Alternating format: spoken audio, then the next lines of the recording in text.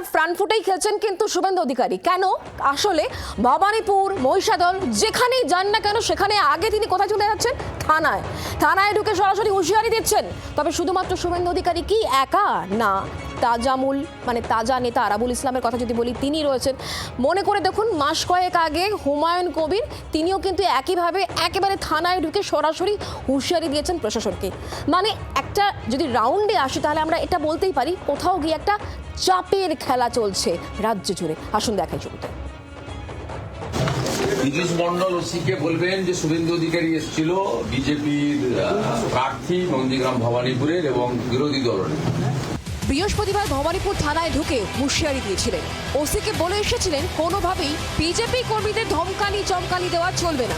24 ঘন্টার মধ্যে আরও এক থানায় চড়াও রাজ্যের বিদায়ী বিরোধী দলনেতা শুভেন্দু অধিকারী।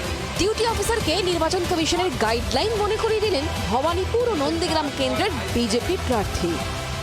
এটা পুলিশের কাজ নয়, বেতন তৃণমূল দেয় না, ট্যাক্সের টাকায় বেতন পান, অশোক স্তম্ভ লাগানো আছে, বিএনএস অনুযায়ী ইলেকশন কমিশনের গাইডলাইন অনুযায়ী কাজ করতে বলবেন। বিতর্কের সূত্রপাত সোমবার। পূর্ব মেদিনীপুরে মহিষাদল থেকে টিকিট পাওয়ার আশায় ছিলেন বিজেপি নেতা বিশ্বনাথ বন্দ্যোপাধ্যায়। 21 নির্বাচনে তিনিই ছিলেন এই কেন্দ্রের বিজেপি প্রার্থী। 26 ভোটে অবশ্য তার জায়গায় সুভাষ পাজাকে প্রার্থী করে গেরুয়া শিবির। এতেই দলের বিরুদ্ধে ক্ষোভ উগরে দেন বিশ্বনাথ। মান ভাঙাতে শুক্রবার তার বাড়িতে যান শুভেন্দু। বিশ্বনাথকে পাশে নিয়ে জানান তিনি বিজেপিতেই ছিলেন, বিজেপিতেই থাকবেন। আজ থেকে বিশ্বনাথ ব্যানার্জি, মলয় সিনহা মহোদয় রয়েছেন, অনুপম মল্লিক রয়েছেন এখানকার ইনচার্জ। পূর্ণোদ্যমে প্রতীককে জেতানোর জন্য, নরেন্দ্র মোদীজির সম্মান রাখার জন্য উনি ব্রিগেডে যে ভাষণ দিয়ে গেছেন তার সম্মানের জন্য আমরা কাজ করব। বিজেপির সরকার আমরা তৈরি করব। এরপরই শটান মহিষাদল থানায় চলে যান শুভেন্দু। ডিউটি অফিসারের সামনে দাঁড়িয়ে অভিযোগ করেন বিশ্বনাথকে ফোন করে তৃণমূলে যোগ দেওয়ার প্রস্তাব দিয়েছেন ওসি পীযূষ মণ্ডল। উনি হোয়াটসঅ্যাপ কল করে উনি এবং আরেকজন পুলিশ অফিসারের সঙ্গে কথা বলিয়ে দিয়েছিলেন। আমাদের কাছে কমপ্লিট রেকর্ডটা আছে। আফটার এমসিসি এগুলো পুলিশের কাজ নয়, পুলিশের কাজ নয় আইপ্যাকের সঙ্গে কথা বলে এগুলো করা। এই সেম অভিযোগ তমলুকের এসডিপিও, নন্দীগ্রামের আইসির বিরুদ্ধে আছে।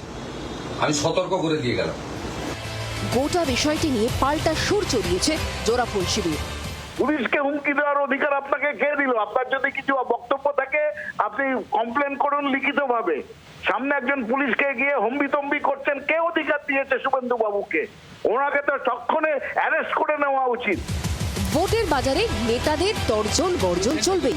এতদিন মাঠে ময়দানে টের পাওয়া যেত, 26 কার্যত থানাতেও ঢুকে পড়ছে ভোটের আজ।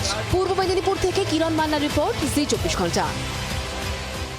আমি সুকান্ত বাবু আপনার কাছ থেকে এটাই জানতে চাইবো, মানে প্রতিরক্ষাই বেস্ট অস্ত্র, মানে এভাবেই কি তাহলে আমরা বলতে পারি, এভাবেই কি ভাবতে পারি, এটাই কি ট্যাকটিক্স এই মুহূর্তে?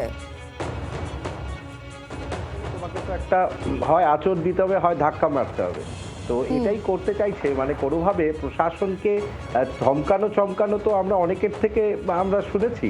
এবার সেটাতে লিস্ট আরো বড় হচ্ছে।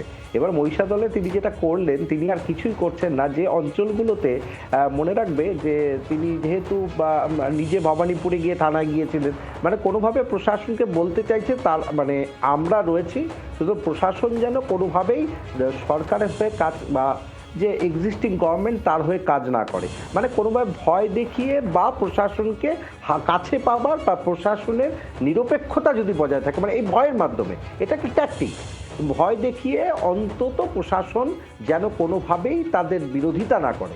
এটাও কিন্তু শুভেন্দু অধিকারীর একটা রাজনৈতিক চাল বলা যেতে পারে। এবং তিনি সেটা কিন্তু ভবানীপুর থেকে করলেন, আজকে মহিষাদলে করলেন। তিনি মূলত পুলিশকে এখন অনেক সহজলভ্য বিষয়, মানে পুলিশকে যে কেউ এসে দিতে পারে। বাংলার আওয়াজ, বাঙালির আবেগ, জি 24 ঘন্টা।